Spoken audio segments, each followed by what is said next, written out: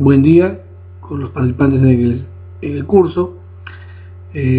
Vamos a desarrollar esta conferencia sobre qué es muestra y muestreo. Dentro de las razones para que un artículo no sea aceptado para una publicación, nos mencionan, por ejemplo, que la muestra, al ser muy pequeña o quizás no representativa, podría ser una de las razones por cual una investigación finalmente no es aceptada para una publicación.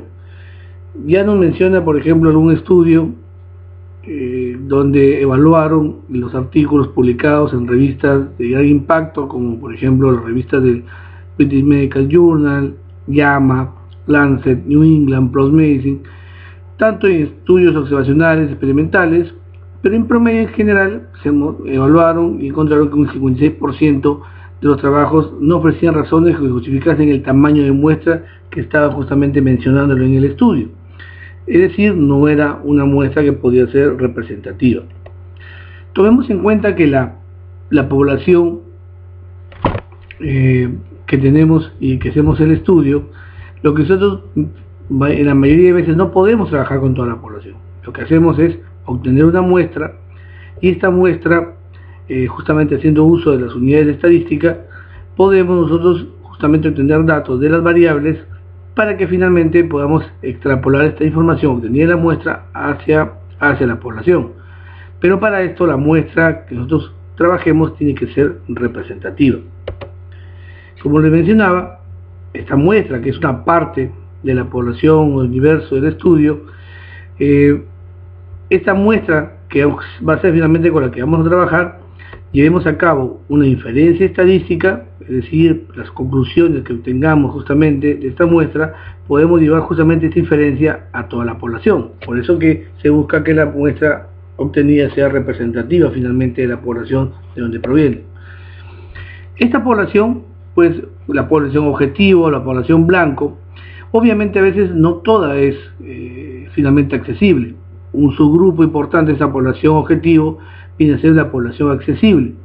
Justamente de ella es donde obtenemos la muestra. Pero buscamos justamente que esta muestra, como lo voy a repetir, sea representativa de la población accesible, y obviamente esto sea también de la población blanca, la población objetivo, a la que queremos inferir los datos que obtengamos justamente de esta muestra. Para el cálculo de la muestra, entonces, en su mayoría de veces calculamos la muestra y está definida por una fórmula, y esta fórmula va a ir cambiando dependiendo del diseño del estudio, y obviamente esto nos lleva a tener que nosotros podamos hacer alguna inferencia estadística, sobre todo en los estudios analíticos, pero también en algunos escenarios se puede plantear una muestra definida por un periodo del estudio. Básicamente esos casos en donde se define por un periodo del estudio, más queda para los estudios descriptivos, sobre todo de serie de casos, en donde son una pequeña cantidad de participantes en el estudio, de casos, que justamente están definidos por un periodo. Pero también tenemos el escenario de que podemos hacer uso de toda la población. A veces la población puede ser pequeña o quizás muy al alcance del que realiza el estudio. Entonces ahí nos planteamos la interrogante en ¿cuándo usar el censo o la muestra?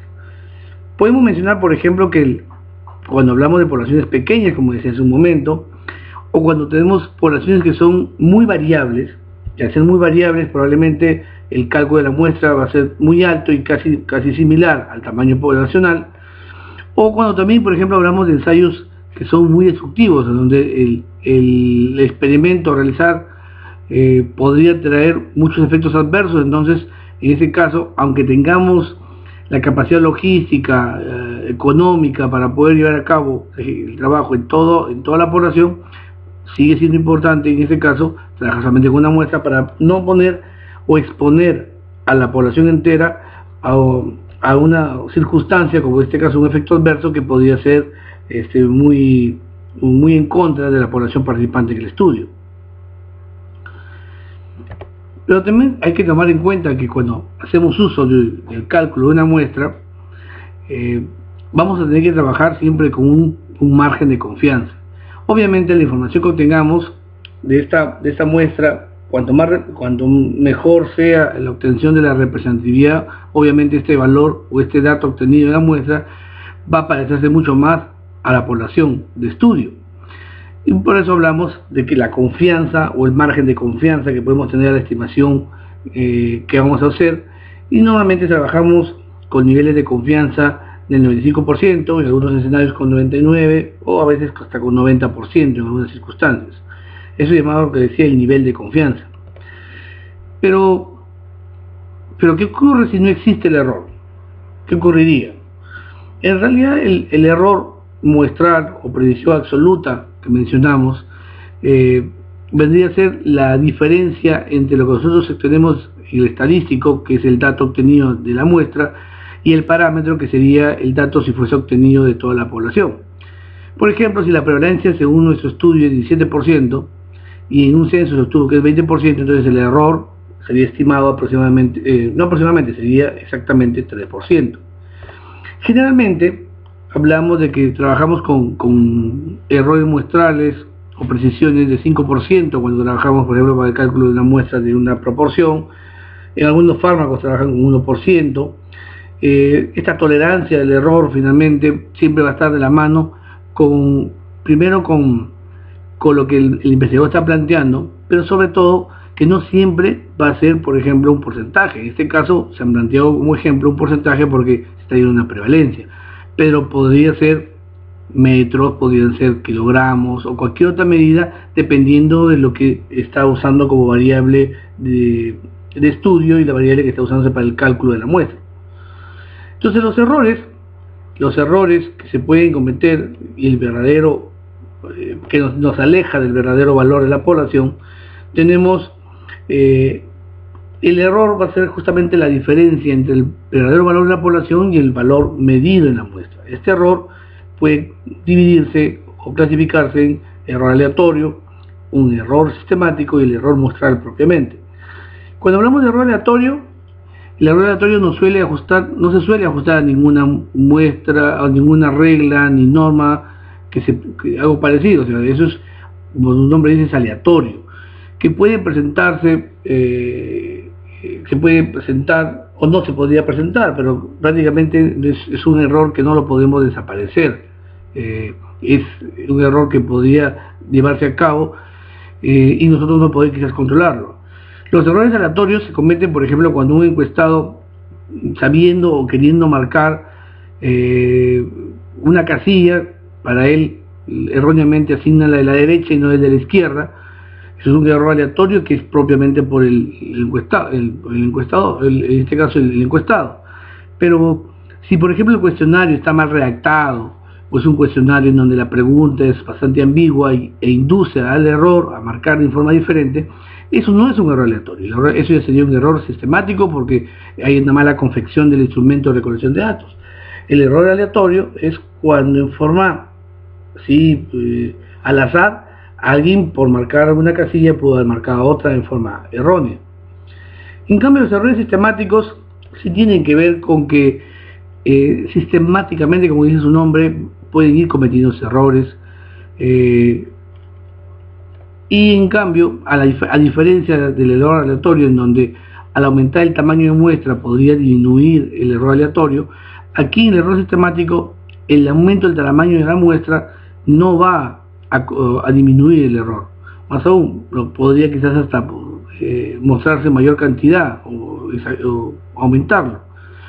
Por ejemplo, las tendencias subjetivas conscientes o inconscientes de un investigador de querer escoger adrede algún dato o recolectar una información con mayor ahínco sobre una cosa que sobre la otra. Eso es un error sistemático.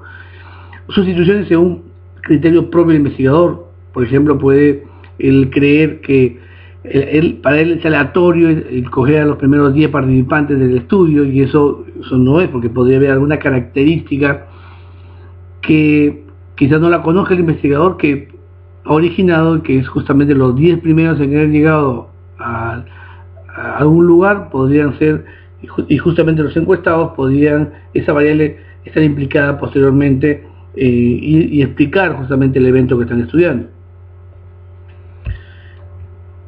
El error muestral es cuando se extrae una muestra de una población. Es frecuente que los resultados obtenidos de la muestra no sean exactamente los valores reales de la población.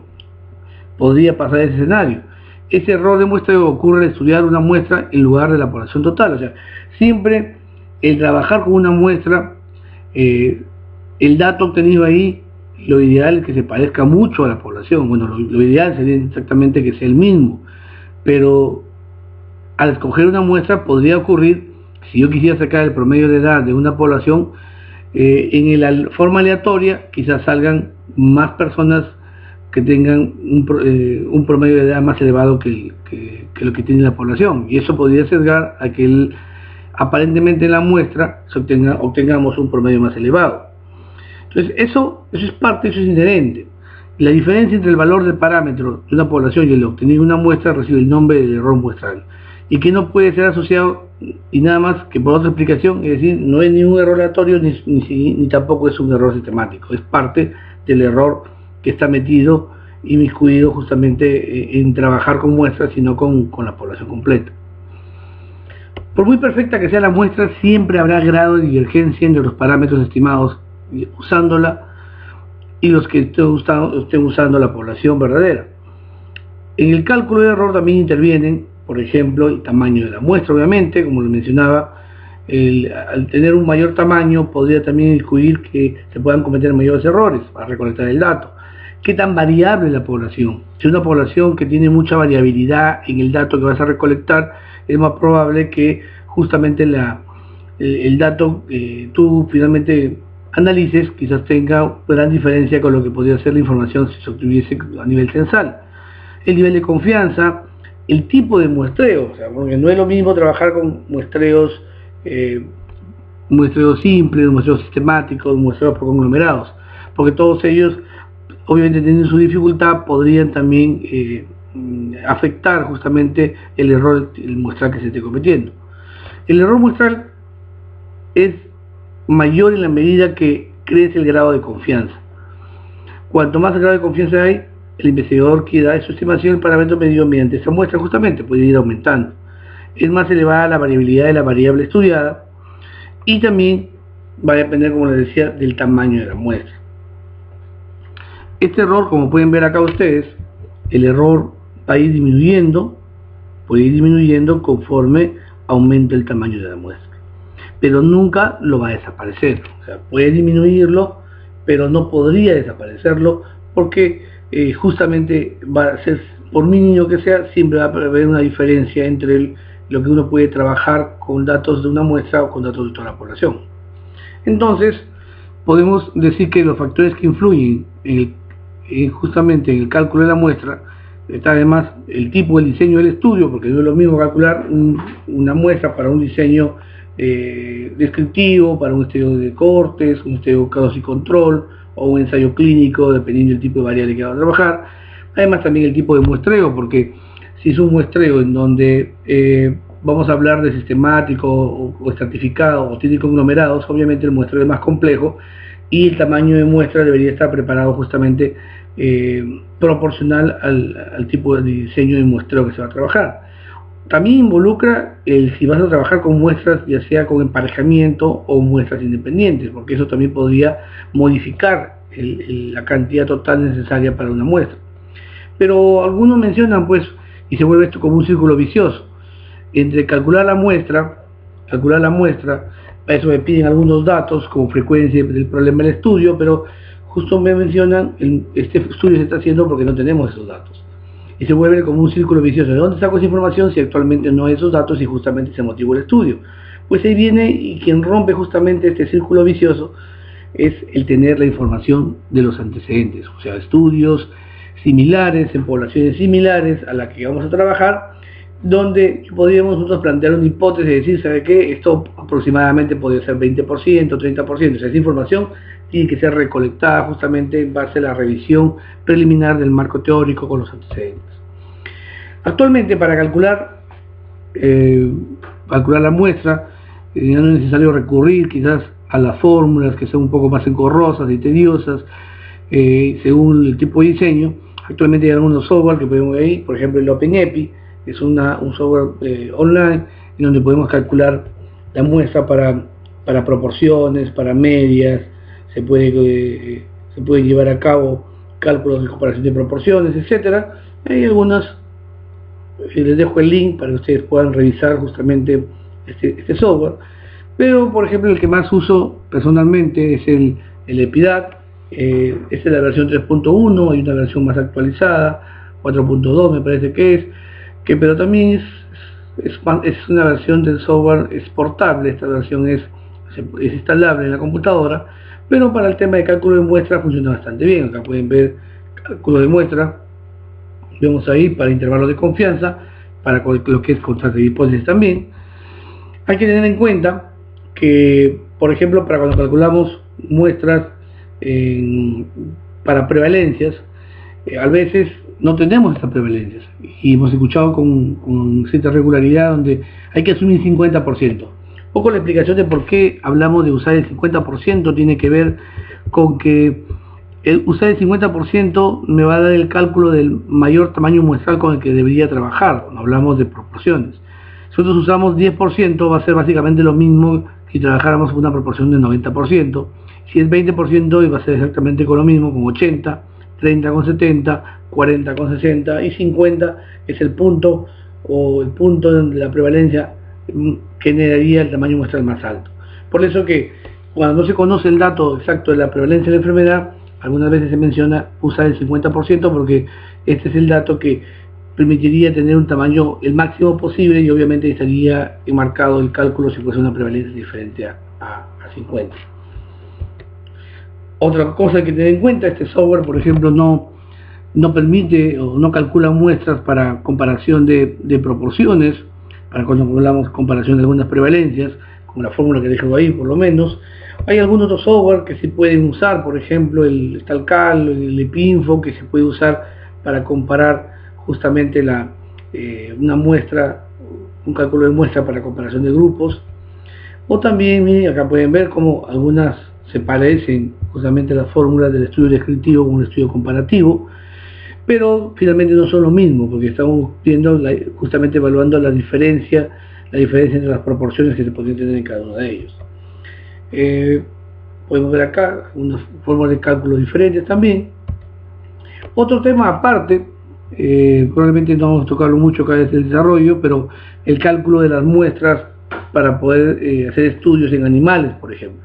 Aquí situaciones que tienen que ver básicamente es evaluar bien el número necesario que tienen los animales a usarse para llevar a cabo el experimento. Recuerden que hay temas éticos que cumplir, de las 3 R, ética e investigación en animales. Una justamente es reducir a lo mínimo necesario la experimentación en animales. Acá algunos datos que pueden servir son el número mínimo estadístico que permite concluir los objetivos propuestos, y para lo cual tiene que ver con la presencia, la proporción de cada uno de los eventos que se vaya a usar en esta experimentación en animales. También tenemos otros estudios, por ejemplo los estudios que se van a hacer in vitro. Acá tiene que ver principalmente ver cuántas repeticiones se va a hacer. Entonces también existen fórmulas, como ven acá, el número de repeticiones que tienen que hacerse para los estudios que se van a hacer in vitro, cuántos sembrados, por ejemplo, para cultivos u otros estudios de parecida índole. Algunas veces también preguntan este detalle, el tema de ajuste de la muestra. Cuando el tamaño de la muestra, a veces creen que el ajuste solamente significa disminuir. Básicamente sí se podría hacer, y esta es la fórmula que se usa, donde vemos n igual a, el ajuste sería entre la población calculada sobre 1 más la proporción que representa esta muestra de la población total. Entonces aquí es importante tener para ello, para poder hacer un ajuste en estos estudios descriptivos, tener no solamente el n muestral, sino el n de la población. Pero es un detalle, porque en estos casos descriptivos sí va a disminuir con toda seguridad, pero ¿qué pasa si digamos ajuste en otros diseños? Por ejemplo, un diseño causa y control, un estudio de corte, en donde la proporción que se estaba trabajando es diferente a la que se va encontrando. Entonces sí se pueden hacer ajustes, pero en estos casos los ajustes no significan necesariamente que va a haber una disminución. Podría ser que también el ajuste signifique que hay un aumento del tamaño de la muestra. Y la otra parte que se había mencionado, que es importante, es el muestreo, la selección de eso, cómo escogemos a la muestra. Ya tenemos que de una población de 1000 personas vamos a escoger a 100 de ellas. Entonces, ¿cómo las escogemos? Las 100 primeras, las 100 últimas, las 100 que están en medio. Entonces, esa pregunta de cómo seleccionarlas justamente tiene que ver con lo que es el muestreo. Ya les mencionaba, la población, ya calculamos la muestra, pero ahora necesitamos tener cuál va a ser o cómo se va a escoger finalmente. De eso hay que tener algo bastante claro. Primero, el muestreo que estamos planteando es un muestreo que se va a hacer a nivel de elemento o a nivel de grupo. Porque podemos muestrar también grupos. Existen muestreos de este tipo que se muestran donde la unidad de análisis no es solamente una persona, sino puede ser quizás un grupo, o por ejemplo puede ser una manzana, o puede ser por ejemplo colegios en donde en verdad vemos que están conformados por otras unidades más. ¿Son de igual probabilidad o diferente probabilidad? Porque lo que mencionan los estudios cuando hacemos muestreos probabilísticos es que tengan alguna probabilidad de ser escogido. No necesariamente tiene que ser la misma, no se exige que sea la misma, pero si vamos a exigir que sea la misma, entonces hay que tener en cuenta ese detalle para poder preparar de esa manera la selección de la muestra. Si van a ser grupos estratificados o estamos hablando de conglomerados, porque es importante diferenciar en lo que es un estrato y lo que es un conglomerado. Ya lo vamos a decir más adelante, si va a ser de forma aleatoria o va a ser sistemática, y si va a ser multietápica, va a ser más de una etapa de muestreo o va a tener dos o más que podrían ser los multietápicos. Recuerden que tenemos dos grupos importantes de los muestreos: el muestreo de los probabilísticos y los no probabilísticos. Los probabilísticos tienen que ver con el efecto del azar. O sea, ¿qué ventaja traía el uso del azar? Es que elimina la subjetividad de los investigadores en la selección de las unidades de análisis. Nos quita la subjetividad de nosotros decir, este paciente va a entrar a mi estudio, porque quizás yo tengo el presentimiento o subjetivamente estoy pensando que este paciente le puede ir mejor con el tratamiento que se le va a dar. Permite además medirla con precisión las estimaciones que se van a hacer, porque yo podría plantear en este caso un valor puntual que sería un estadístico que se podría aproximar justamente al parámetro que es el valor de todo el censo. Pero aún así, el azar no es que me garantice la representatividad, porque por efecto del azar podría ser que justamente si estoy queriendo sacar la edad promedio de una población, por efecto del azar, de igual manera me haya escogido a la población que tiene mayor edad. Entonces, el azar podría ocurrir eso. Por eso siempre hablamos de que existe una confianza, que es el nivel de confianza de los datos obtenidos. Como les decía, el muestreo, básicamente hablamos de los no probabilísticos y los probabilísticos o también aleatorios. Los probabilísticos, todos tienen alguna probabilidad de participar. Acá no es que sea igual, pues tiene alguna probabilidad, no necesariamente tiene que ser la misma.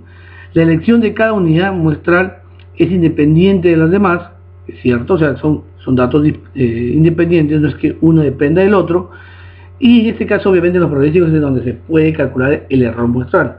En los no probabilísticos no es que no tienen igual probabilidad, no es que ni siquiera tienen alguna probabilidad, no hay ninguna probabilidad de ser escogidos.